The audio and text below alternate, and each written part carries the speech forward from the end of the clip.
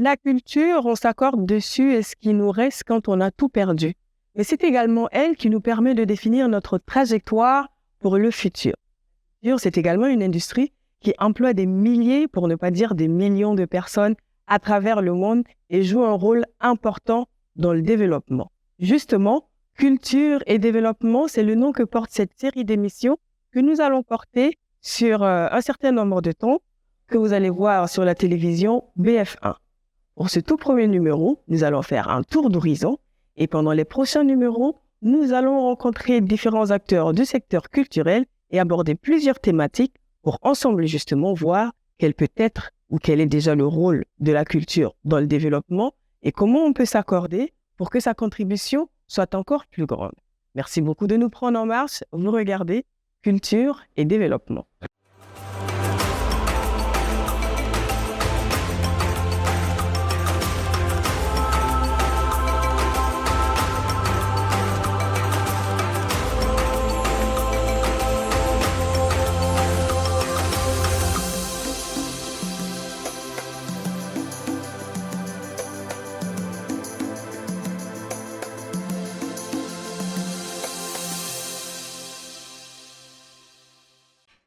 Téléspectateurs et téléspectatrices de BF1, bonsoir et bienvenue. Vous regardez Culture et développement, un nouveau programme que vous propose la télé. Et pour ce tout premier numéro, je le disais tantôt, tour d'horizon des expressions culturelles au Burkina Faso. Et pour en parler, rassurez-vous, je ne suis pas seule. Je serai accompagnée de figures, pour ne pas dire de voix mieux averties que la mienne, pour parler justement et faire ensemble ce petit tour d'horizon des expressions culturelles au Burkina. Sur ce plateau, on va dire que le quota genre est plus ou moins respecté. Sur 5, nous sommes 2 au féminin, 3 au masculin.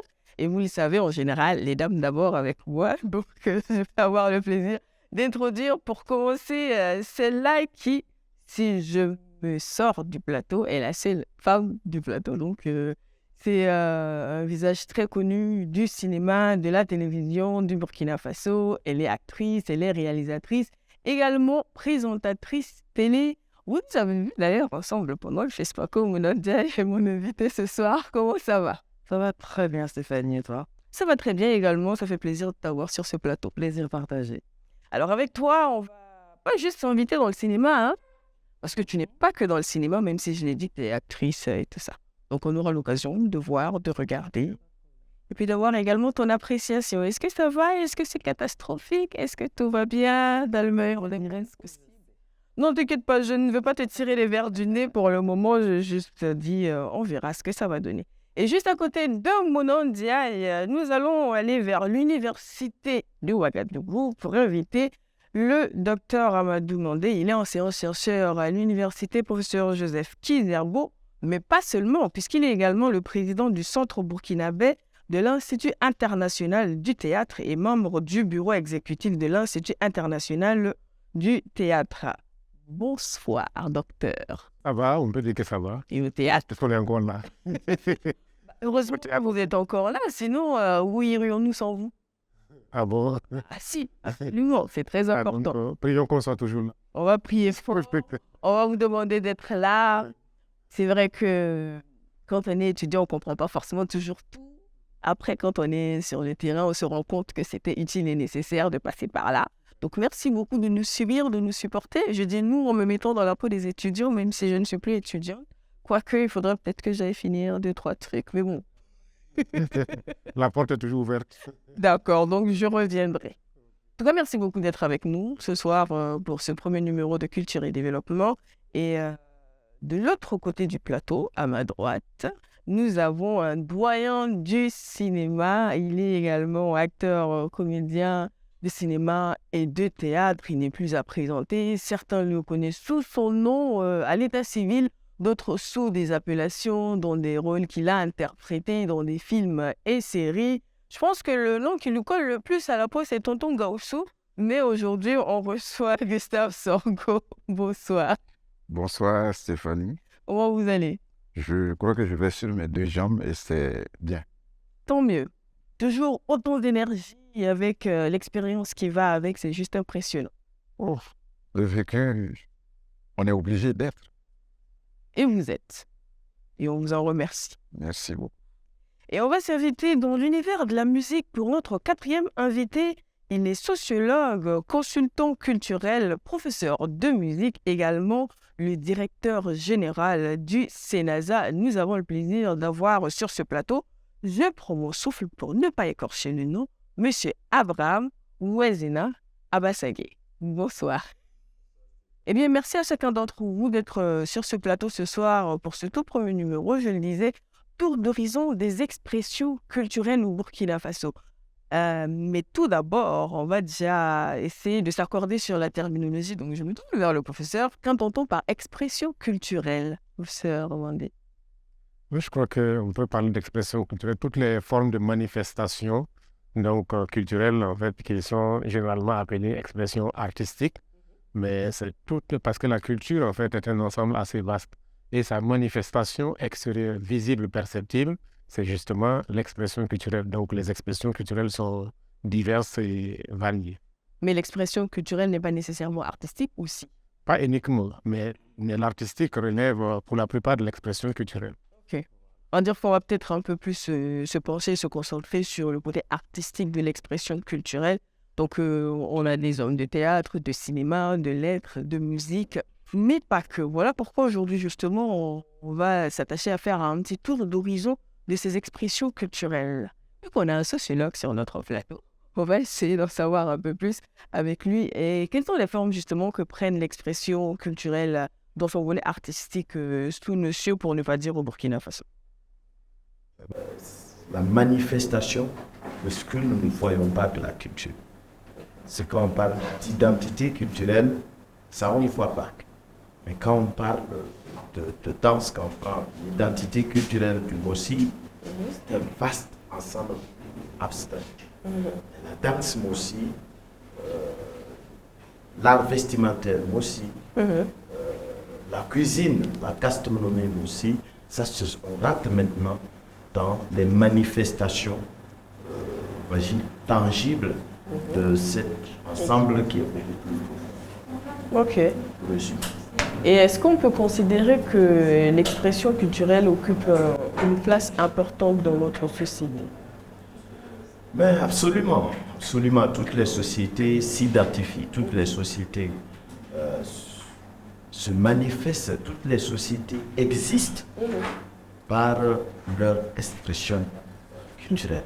Quand on dit les Nigériens, les Sénégalais, les Chinois, ce n'est pas seulement le physique, mais c'est les habitudes, c'est l'accoutrement, c'est le mode de vie. Dans l'ensemble, pour dire ça comme ça. Les relations personnelles, c'est vraiment toutes ces manifestations de vie. Chez nous, on est polygame, ailleurs, on ne veut pas entendre parler. Bon, chez nous, on mange avec, ailleurs, on mange avec des bâtons. Chez nous, on mange avec la main. D'autres vont dire que c'est sauvage, etc. C'est tout ça, ce sont ces manifestations culturelles qui font l'identité. Même quand on dit nous les Orossi, qu'est-ce qu'on entend par nous les Orossi? Quand on dit chez nous les Mossi, on ne fait pas ça. Vous voyez, on évoque des gens dans cette... Et M. Sanko, on parle tantôt de mode de vie, de manière d'être, de way of life, si on peut dire, quand on parle de manifestation culturelle. À quel moment ça devient une activité à part entière, si c'est un mode de vie? Merci. À quel moment ça devient une activité intrinsèque? Je crois que quand, comme l'a dit Abassagé, le Mouaga, dans sa façon d'être, est spécifique. Et chaque ethnie est spécifique dans sa façon d'être, dans sa façon de s'exprimer, dans sa façon de vivre en un mot. Et je crois que c'est le fait d'être dans son naturel, dans son environnement clair de vie qui s'apparente à cette ethnie-là, qui fait qu'on est particulier. Sauf que dans la diversité, il faut accepter l'autre comme amoureux, on dit Nerbeftoinga. Si je suis là, si tu es là, c'est parce qu'on est là ensemble. Et je crois que ce qui est bon dans les peuples, c'est qu'on a toujours accepté l'autre pour vivre. Bon, on dit maintenant, il y a un terme qui a le vivre ensemble. Le vivre ensemble. Et le vivre ensemble, c'est une partie de chaque ethnie pour faire en sorte qu'il y ait une ambiance de vie, je dirais, sans calcul, hein, mais d'accepter l'autre. Et de façon fondamentale, je veux parler un peu en disant que quand on parle de l'amour du prochain, sans rentrer dans la connotation religieuse ou quoi, si l'autre n'est pas là, tu n'existes pas. Si tu n'as pas l'amour du prochain, de l'autre, ça veut dire que tu vas être singleton et ta vie vaudra quoi? Donc, pour résumer, en disant simplement que l'actualité de chaque individu, Mwaga comme Broussi, c'est son fondement intrinsèque à partager avec l'autre. Exactement. Et à un moment donné, pour certains, manifester un peu cette appartenance ou plutôt s'orienter vers une forme d'expression de la culture devient, c'est-à-dire un emploi, Mouna, une activité professionnelle, une source de revenus. Est-ce que dans nos sociétés, c'est vrai qu'aujourd'hui on va dire que c'est plus ou moins accepté, mais c'est acté comme tel que ça puisse être un métier à part entière de faire dans la culture et dans l'art? Merci. Tout à l'heure, Gustave parlait d'identité. Et La culture fait partie intégrante de notre identité, de ce que l'on est et de comment on peut aussi se définir par rapport à l'autre, comme il le disait. Dans les sociétés traditionnelles, il y a toujours eu ces personnes-là qui racontent l'histoire d'une famille, qui racontent l'histoire d'un royaume, qui racontent toute la lignée de personnes. Et petit à petit, je pense que ce n'est pas seulement dans les sociétés africaines, petit à petit, c'est devenu un métier, ça s'est professionnalisé. Aujourd'hui, on est en 2023, tout le monde ne peut pas raconter l'histoire de son voisin. Tout le monde ne peut pas raconter l'histoire de son camarade. Donc, il y a des gens qui se sont spécialisés de plus en plus dans ce domaine-là. Notamment les griots que tout le monde connaît, c'est leur travail, ça a toujours été leur boulot, de raconter l'histoire, de perpétuer l'histoire dans les générations.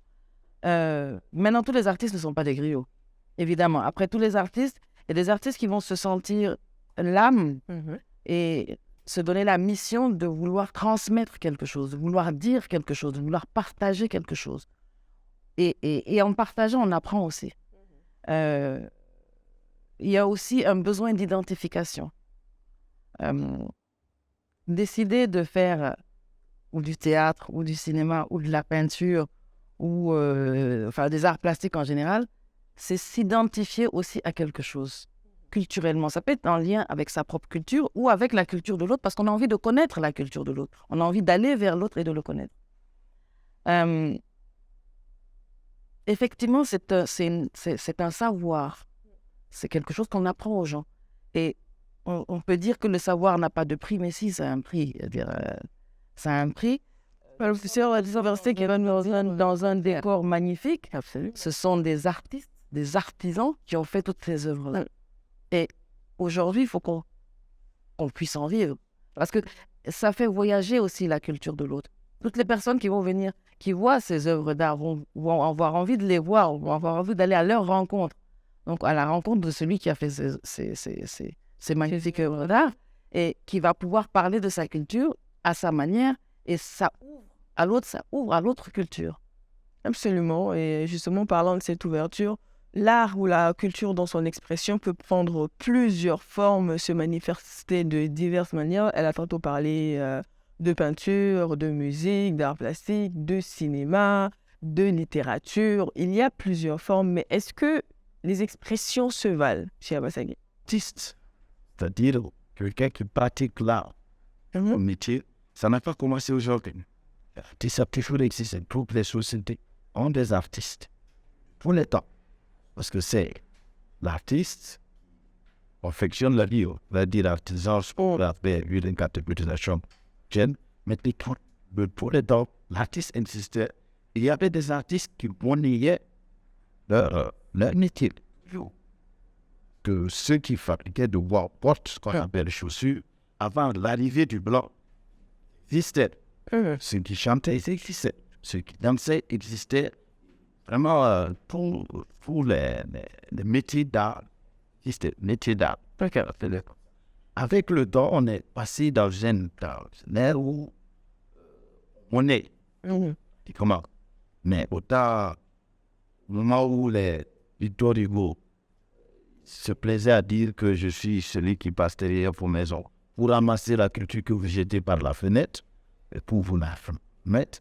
Quand il écrivait, ce n'était pas pour devenir riche.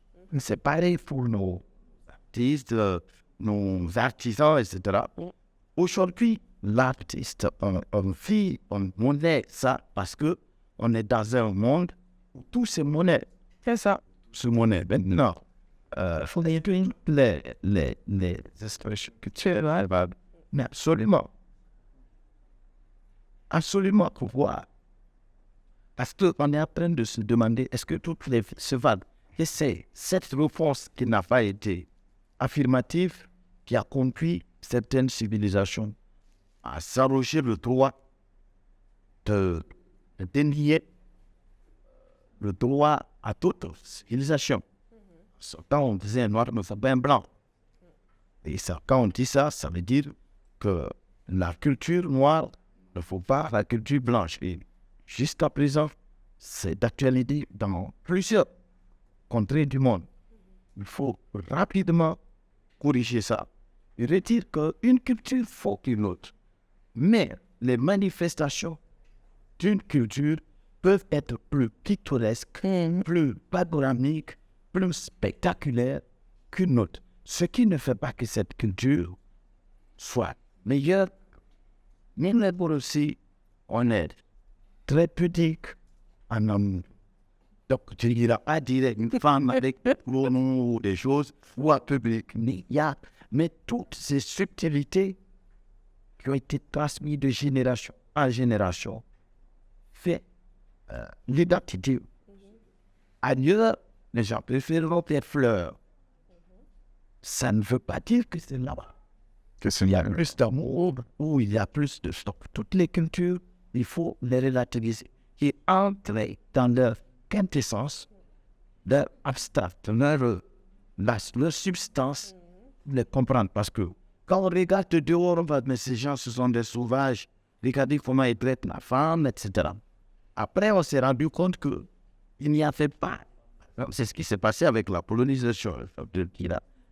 Après, on s'est rendu compte mais en Afrique, il y avait le respect de la femme, les droits de la femme, le droit de l'enfant, etc. Mais pas comme on est en train de forcer les gens à aller à une culture unique, à un point de vue unique. Bon, vous n'êtes pas si vous n'êtes comme nous, vous ne faites pas si vous ne faites comme nous. Vous ne possédez pas si vous possédez pas. D'accord, ok. Donc, toutes les cultures se valent. Mais au sein d'une même culture, est-ce que toutes les expressions, toutes les manifestations de l'art, de la culture, se valent même au sein de la même communauté, docteur? Oui, je crois qu'il y a une expression, quand on parle effectivement de diversité, on parle de la multiplicité, des différences, mais aussi également des forces. Et ce faisant, on ne peut pas hiérarchiser en fait les expressions culturelles. Okay. On ne devrait même pas essayer de les comparer. On devrait essayer de voir qu'est-ce que chaque expression culturelle possède de spécifique et qu'est-ce qui peut effectivement être un élément qui vient en complément aux autres formes d'expression culturelle.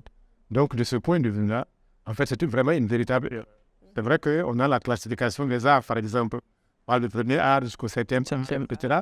Mais en fait, c'est une classification qui ne répond, de mon point de vue, en fait, à aucune réalité parce que d'un lieu à un autre, d'une situation à une autre, d'un contexte à un autre, on se rend compte que ce n'est pas ce qu'on considère comme étant le premier art qui est vraiment le premier. Et je crois qu'il faut aussi faire beaucoup attention. Cette classification ne tient pas compte, en fait, de la valeur référentielle des arts. Une classification juste pour avoir des éléments de repère et parfois tenant compte, effectivement, peut-être de l'histoire et de l'émergence, en fait, des formes d'expression artistique à un certain niveau. Ce n'est pas de façon globale. Donc, en 2005, l'UNESCO a adopté la Convention sur la diversité des expressions culturelles. Et cette convention dit très clairement que toutes les expressions culturelles se valent et ont droit au même respect, à la même considération. Et il n'y a pas de culture minoritaire et de culture majoritaire. Il n'y a pas de culture qui soit une culture élitiste et une culture en fait qui soit une culture de second niveau populaire, dans le sens où parfois on prend populaire comme étant péjoratif. Donc c'est la même chose pour les expressions culturelles. Ce qu'il y a d'important, c'est de savoir que chaque expression culturelle regorge en elle des richesses qui peuvent effectivement enrichir les autres expressions culturelles. Et c'est pour cette raison qu'il y a une véritable interaction. Et c'est dans l'interaction, et tout comme dans la diversité justement des couleurs et des expressions culturelles, que se trouve la beauté et la force justement de la culture et du monde. Mais dans les faits, sur le terrain, qu'en est-il, Mouna? Je ne veux pas imiter mon voisin, mais je ne suis pas Gorossi, mais je suis d'une ethnie qu'on appelle les tout-couleurs. Voilà, les tout-couleurs, c'est un mélange, il paraît, entre l'Afrique du Nord et l'Afrique subsaharienne. Et je pense que, comme on a dit que tous les arts se valent, ils se complètent en fait. On a tendance, nous, aujourd'hui, à vouloir séparer, à vouloir les séparer, à en faire comme des clans, alors que moi, j'ai l'intime conviction qu'ils vont ensemble et qu'on peut passer de l'un à l'autre. On peut se spécialiser dans un art en particulier. On peut avoir un don pour quelque chose de particulier. On peut aussi se former. Mais des gens qui ont des dons pour quelque chose, ça ne veut pas dire qu'ils n'auront pas la possibilité ou qu'ils ne peuvent pas avoir la possibilité de développer un autre art. Moi, c'est un peu ce que je déplore sur le terrain, c'est que sur le terrain, on a tendance vraiment à cloisonner et à séparer. Les plasticiens, les comédiens, les danseurs, les musiciens, les chanteurs, ainsi de suite. Alors que ça va ensemble. Exactement. Un chanteur qui chante sans aucune expression, sans aucune âme, ça ne va pas toucher le public. Un danseur qui danse que pour lui, qui est complètement centré sur lui-même, ça ne va rien apporter aux gens. Et c'est ce cordon ombilical, pour moi, qui existe entre tous ces arts-là. Sur le terrain, c'est un peu différent. Mais et il faut aussi... C'est nous-mêmes qui classifions en même temps, parce que on va rarement voir un comédien de théâtre aller voir un film, ou l'inverse, aller voir une exposition de peinture, par exemple, aller voir des contes, aller se diversifier à nous-mêmes d'acteurs du secteur, de faire en sorte que ces connexions-là se fassent entre ces différents arts. Mais comment ça s'explique, M. Sorobo? Je vais être méchant. Parce que ce qu'elle vient de dire, c'est vrai. C'est rare de voir un comédien de cinéma aller voir le théâtre. Mais moi, je suis exceptionnel. Je le dis exceptionnellement parce que le docteur est là, je fais cinéma, je fais théâtre. Actuellement, je suis des cours de guitare. Ok. Je dis à mon âge, je n'ai pas encore fini d'apprendre. Et je pense que quand vous dites que, effectivement, elle l'a dit, et le docteur Richer a dit, on a classifié par première, deuxième, troisième, septième. Je ne sais pas si c'est ce que le législateur a voulu pour agencer les choses, mais tout se vaut. Et à partir du moment où tout se vaut, l'expression, comme elle l'a dit tout de suite, je vois tout ce qu'il y a comme sculpture ici. Chaque artiste a mis de son âme. Et c'est parce qu'il a mis de son âme que ça touche les autres. Mais quand tu viens cloisonner dans ta bulle, tu fais un truc qui part. Donc, il est du devoir de tout un chacun dans sa spécialité de se remettre en cause pour penser que je fais avec l'autre une continuité, sinon une distance. Voilà comment moi je peux. Est-ce qu'on constate sur le terrain je n'ai pas envie de dire pour le commun des mortels, mais pour la plupart des citoyens, quand on parle d'expression culturelle et artistique, il y a des secteurs qui sont quand même de notoriété publique, reconnus comme étant des artistes. Pourquoi ils ont plus de notoriété, M. Abassagui? Oui, mais parce que c'est un plus. Parce que c'est plus visible. Ok. Quand tu prends le secteur des arts, les musiciens sont faciles à voir. Hein, c'est pas la même chose que la littérature, ça ne peut pas la télé, ça. Les arts, par leur manifestation, naturellement, il y a ceux qui sont les plus spectaculaires, les plus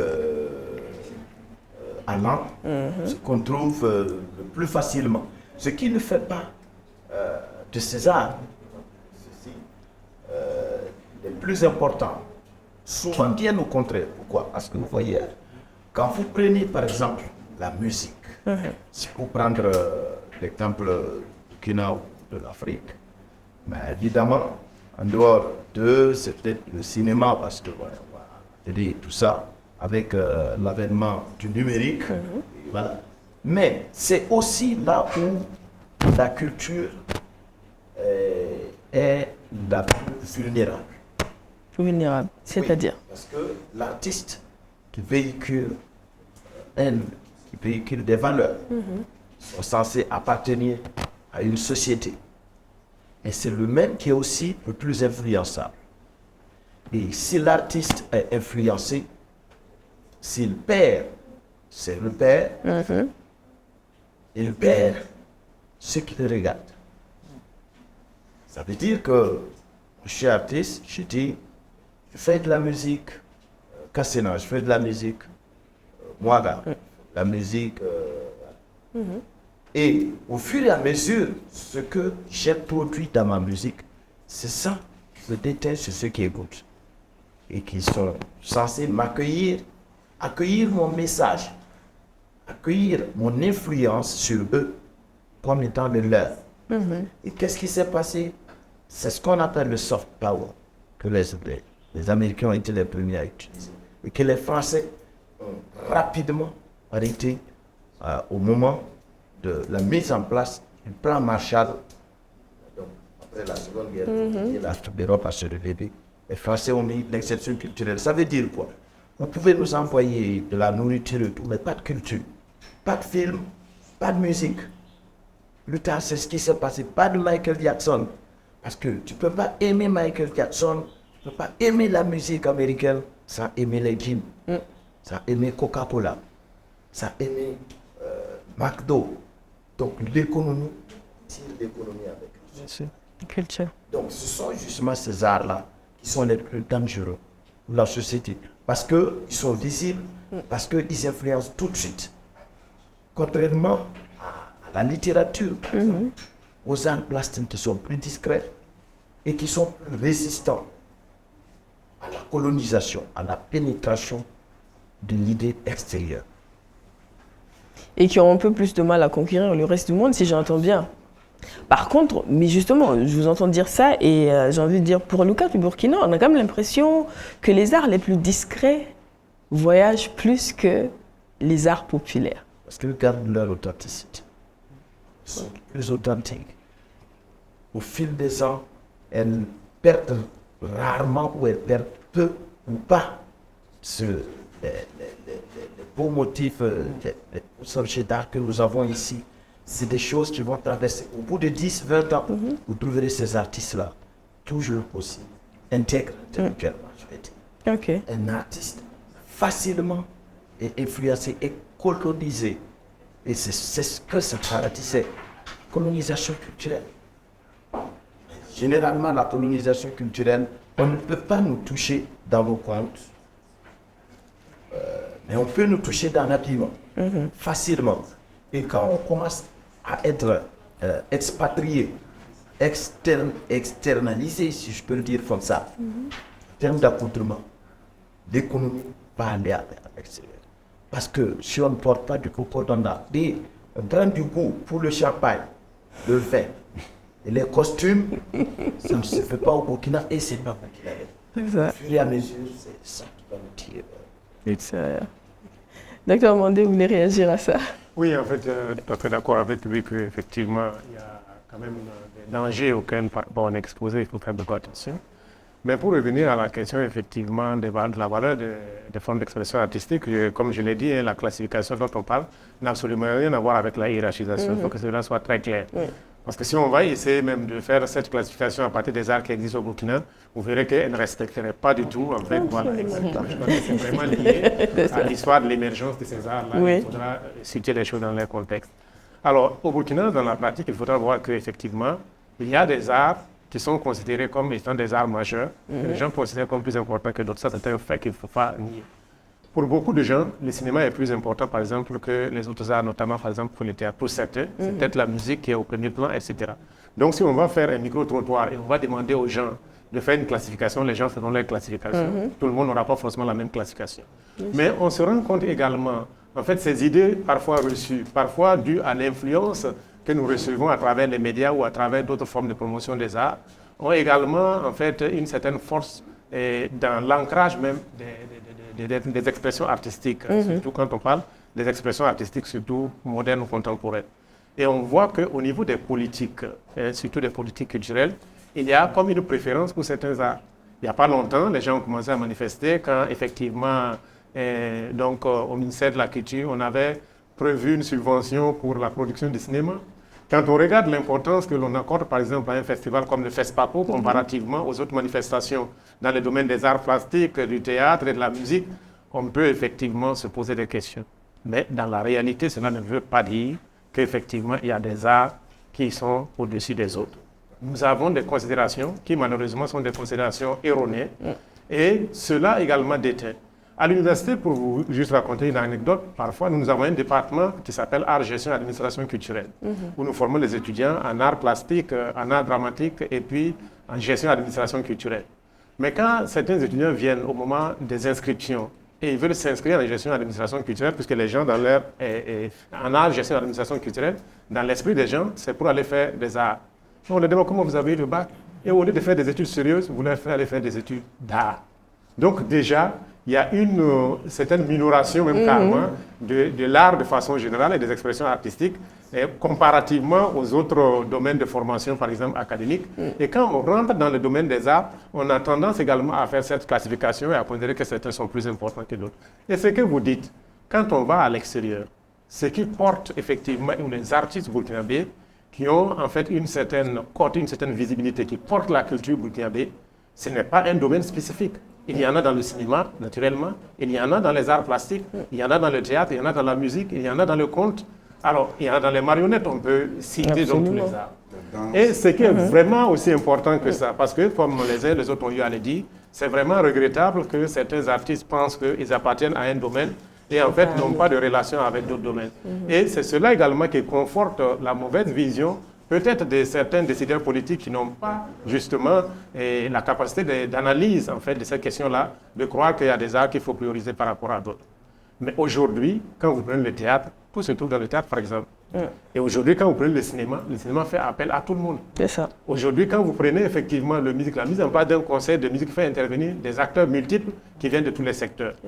Je crois que c'est vraiment important. Et il faut comprendre que ce qui va faire la force, ce qui fait la force peut-être des expressions artistiques au Burkina, c'est sa capacité à se ressourcer à partir effectivement de notre patrimoine, de nos traditions, de notre identité, mais également de s'ouvrir aux influences extérieures, mais de façon responsable. Parce que le danger dont il parle parfois, c'est de croire que ce qui vient d'ailleurs est plus important que ce que nous arrivons à générer nous-mêmes. Alors qu'ailleurs, les gens sont plutôt demandeurs et réceptifs de ce que nous arrivons à leur présenter comme originalité venant de chez nous. Donc c'est aller effectivement vers ce métissage assumé et responsable, donc qui va faire la force des expressions artistiques, si on veut le dire burkinabé, des expressions artistiques africaines, voilà, de façon générale. Et justement, au nom de cette ouverture au reste du monde, les expressions ont connu une évolution avec le temps. Moi, j'ai envie de dire, on ne faisait pas forcément du théâtre au début de M. Sorbou que maintenant, ou est-ce que c'est resté figé et pareil? Non, ça a évolué. Ça a vraiment évolué. Je me rappelle en 77-78, quand on faisait une tournée, c'était Abidjan, Lomé, Cotonou, même pas au Mali. Mais maintenant, je vois que dans la sous-région, ça sillonne. Et il y a tellement un dynamisme que je salue actuellement au Burkina. Une pièce, vous prenez le temps pour monter la pièce. À l'époque, en montant, on ne jouait que peut-être le chien.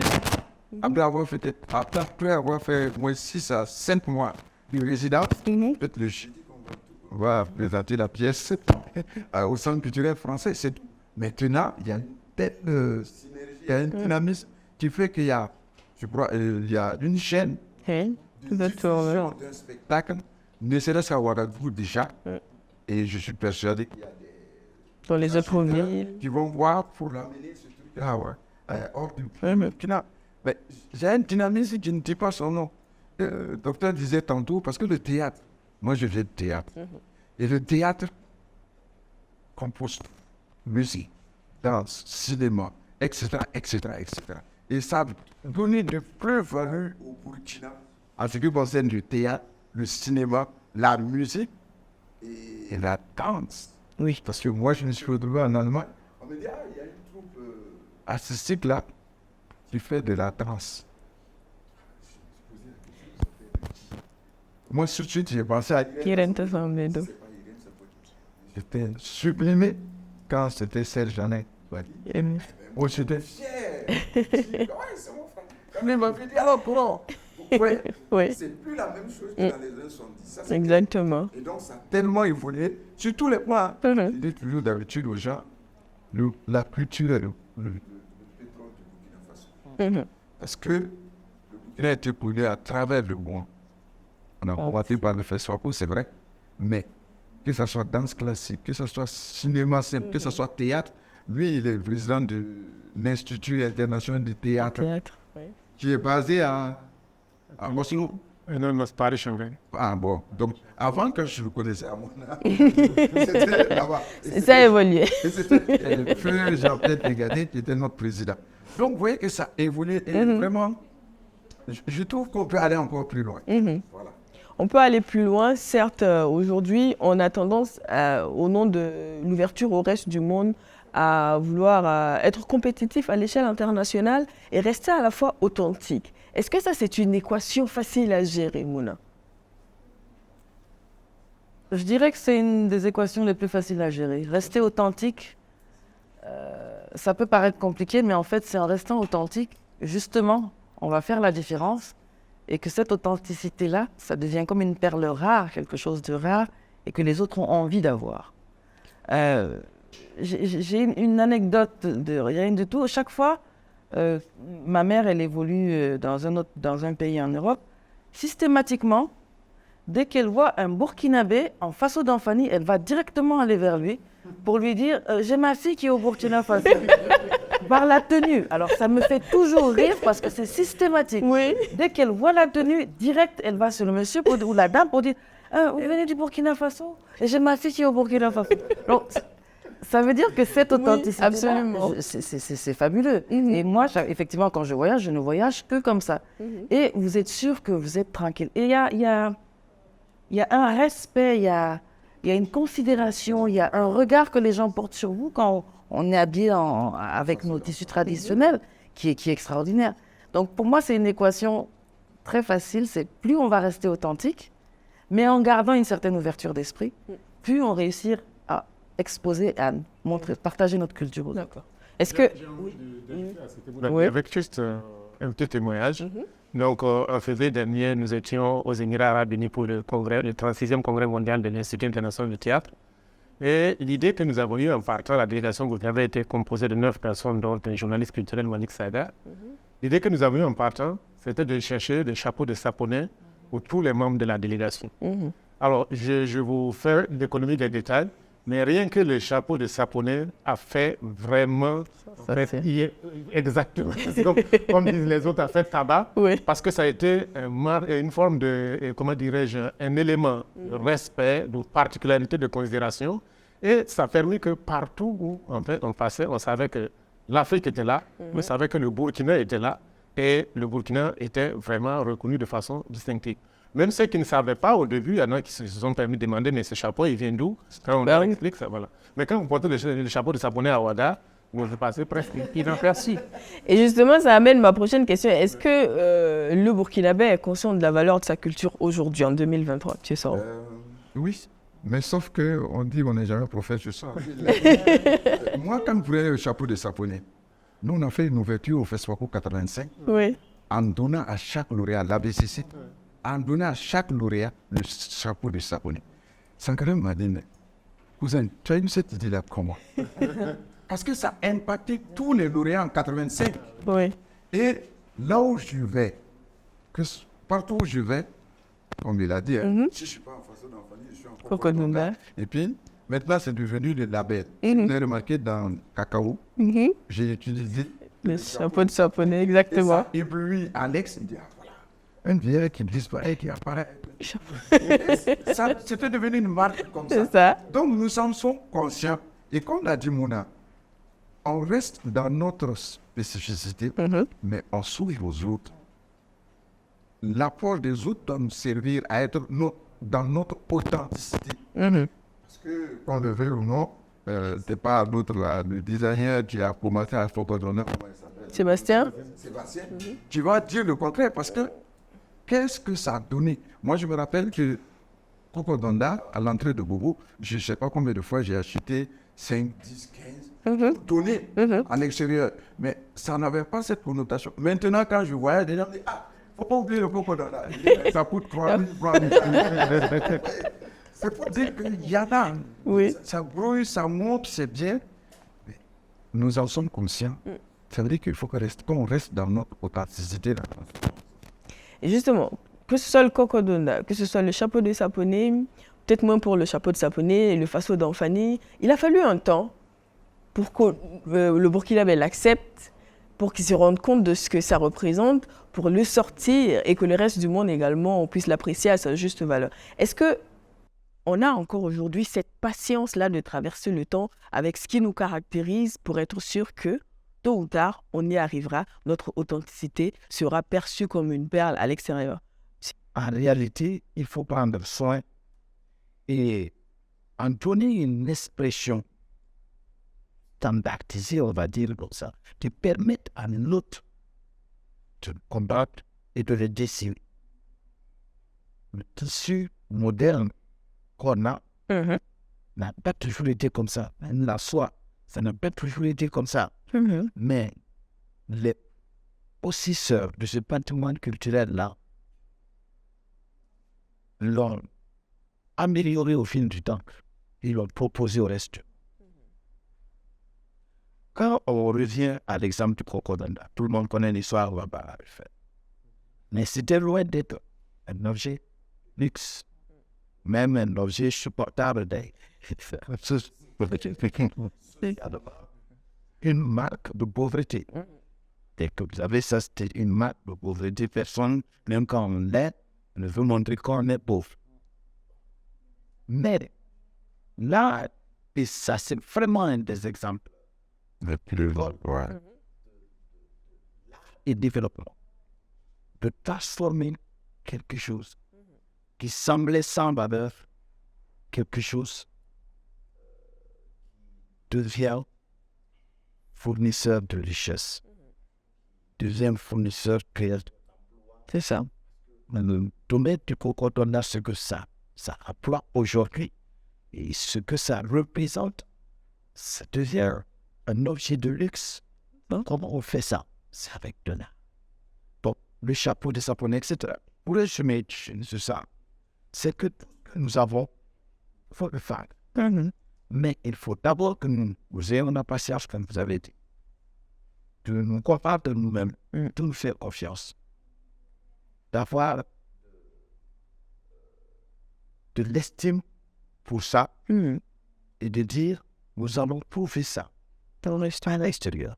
Et c'est pareil dans tous les domaines. Et c'est ça qui fait que l'autre disait, il faut un cinéma. Et très modestement, on arrive à la fin de notre moment d'échange. On va faire un dernier tour de table. Absolument, ça allait très vite. Un dernier tour de table, en commençant d'ailleurs par vous, M. Sorgho, pour justement, c'est quoi l'avenir des expressions culturelles du Burkina et quel peut être leur apport dans le développement de ce pays? Je sais que c'est une question vaste, avec très peu de temps pour répondre. Je disais tantôt que moi, je pense que la culture, c'est l'or noir du pétrole Le pétrole du du Burkina. Burkina. Et je pense que nous sommes dans une très bonne lancée, dans une diversité et dans une authenticité qui est à l'honneur du Burkinabé. Parce que quand moi, je dis Burkinabé, moi, j'ai été embrassé par beaucoup de cultures. Lobéry, Dagara, Sénoufou, Boaba, je ne parle pas de Bobo et autres là d'abord, puis Mouaga.